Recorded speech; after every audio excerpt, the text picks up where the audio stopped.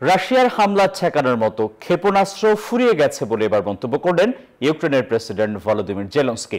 আরও জানান, ইসরায়েলের মতো তার দেশেরও প্রয়োজন মিত্রদের সহায়তা।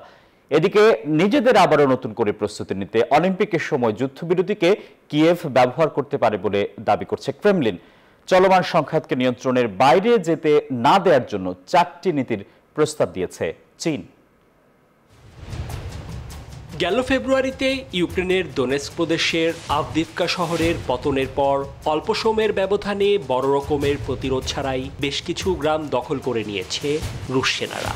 প্রতিরক্ষা লাইন টিকিয়ে রাখতে সর্বোচ্চ চেষ্টা চালিয়ে যাচ্ছে ইউক্রেনীয় বাহিনী। তবে এবার ইউক্রেনের প্রেসিডেন্ট ভলোদিমির জেলেনস্কি জানালেন, আকাশ প্রতিরক্ষা ব্যবস্থার ক্ষেপণাস্ত্রের ঘাটতির কারণে রুশ হামলা ঠেকাতে ব্যর্থ হচ্ছে তার দেশ।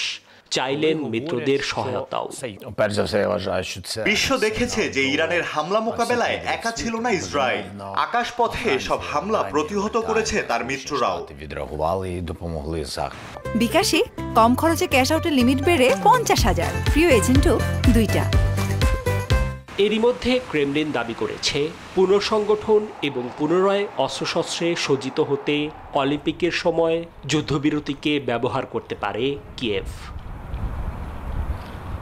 এদিকে চীনা প্রেসিডেন্ট শি জিনপিং মঙ্গলবার জানিয়েছেন, বর্তমান পরিস্থিতিতে রাশিয়া ইউক্রেন সংঘাতকে নিয়ন্ত্রণের বাইরে যেতে না দেওয়ার জন্য যত দ্রুত সম্ভব শান্তি পুনরুদ্ধারে সমস্ত পক্ষের একসাথে কাজ করা উচিত।